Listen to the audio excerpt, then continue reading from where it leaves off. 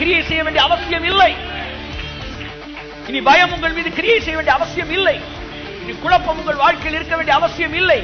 ஏனென்றால் மீட்கும் பொருளாய் இயேசுவை கொடுத்து நீங்கள் மீட்கப்பட்டு விட்டீர்கள்.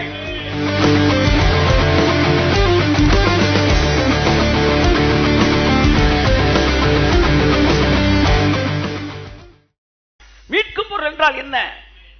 ஒரு மனிதன் அடிமைப்பட்டு போகும்போது அவனுக்கு கொடுக்க வேண்டிய கிரயத்தை, கடந்த கால கிரயத்தையும் எதிர்கால கிரயத்தையும், இங்கதான் கிரேஸ் நிக்குது. இதைத்தான் ஏத்துக்க மாட்டான் பெந்தேகோஸ்தே பிரசங்கியர். எதிர்காலத்துக்கு தேவையான கிரயத்தையும் சேர்த்து தான் தேவன் கொடுத்திருக்கிறார். கொடுத்து நம்மை மீட்டு இருக்கிறார். ஆமென் சொல்லுங்க.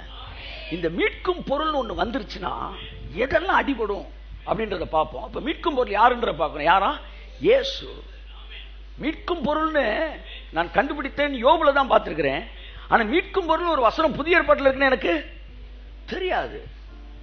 அப்புறம் ஒரு நாள் 1 தீமோத்தேயை வாசிக்கும் போதுதான் பவுல் எழுதுறாரு, 1 தீமோத்தேயு 2:6. அப்பதான் முதலாக அந்த மீட்கும் பொருள் என்ற வார்த்தையை நான் பார்க்கிறேன். வாசிப்போம். எல்லாரையும் மீட்கும் பொருளாக நாம் எல்லோரையும் முந்தின வசனம் வாசிமா. தேவன் ஒருவரே. தேவன் ஒருவரே. சாமாசி தூதனையும் தேவனையும் பேசாம பாருங்க. தேவன் ஒருவரே. தேவனுக்கும் மனுஷருக்கும் மத்தியஸ்தரும் ஒருவரே. சாமாசி பண்ணுகிற தூதனானவர். கையை தட்டுங்க. மத்தியஸ்தர் ஒருவரே.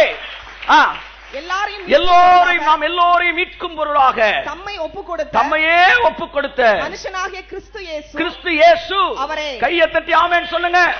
ஒரு அல்லேலூயா சொல்லுங்களேன். ஹல்லேலூயா. எல்லாம் சொல்லுங்க. தேவன் ஒருவரே. தேவனுக்கும் மனுஷனுக்கும் சாமாசி பண்ணுகிற மத்தியஸ்தர் ஒருவரே. நாம் எல்லோரையும் மீட்கும் பொருளாக. உங்களை மீட்கிறதுக்கு பொருள் கொடுத்தாருங்க. கொடுத்தவர் இல்ல அவர் சார், அந்த பொருளே அவர் தான். கொடுத்தது பிதா. அந்த பொருள் யாரு? இயேசு. இயேசுவின் ரத்தம் மீட்கும் பொருளாக கொடுக்கப்பட்டு நாம் எல்லோரையும் பிசாசின் கரங்களில் இருந்து 2000 வருஷங்களுக்கு முன்பாகவே அவர் விடுதலை செய்து விட்டார். இனி வியாதி உங்கள் மீது கிரியை செய்ய வேண்டிய அவசியம் இல்லை. இனி பயம் உங்கள் மீது கிரியை செய்ய வேண்டிய அவசியம் இல்லை. இனி குழப்பம் உங்கள் வாழ்க்கையில் இருக்க வேண்டிய அவசியம் இல்லை. ஏனென்றால் மீட்கும் பொருளாய் இயேசுவை கொடுத்து நீங்கள் மீட்கப்பட்டு விட்டீர்கள். சொப்பனம், தரிசனம், எதிர்மறையான தீர்க்க தரிசனங்கள், இது எல்லாமே மீட்கும் பொருள் ஒன்று வந்தால் அடியாய் பெறும். என்ன ப்ரொஃபட்டிக் மெசேஜா இருக்கட்டும், மீட்கும் பொருள் அப்படின்னு வந்துட்டா தீர்க்க தரிசனம் அடிபட்டு போயிடும். இப்ப நான் வாசிக்க போற எலிவு சொல்றான், சொப்பனம், வெளிப்பாடு, தரிசனம் என்ன வேணாலும் பேசு, இன்னும் 3 நாள் இறந்து போவாய் அப்படின்னு ஒரு தீர்க்க தரிசனம் சொல்றாரு. அவர் இது வரைக்கும் 600 தீர்க்க தரிசனம் சொல்லியிருக்காரு. 600 நடந்திருக்கு. 601 உங்களுக்கு சொல்றாரு 3 நாள் நீ செத்து வைப்பான்னு. மீட்கும் பொருளை பற்றி அறிவில்லாததுனால நீங்க செத்துருவீங்க.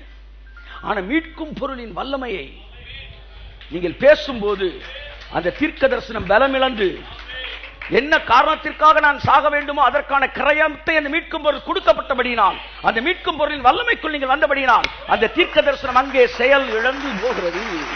கரங்களை தட்டி கர்த்தருக்கு நன்றி சொல்லுவோம்.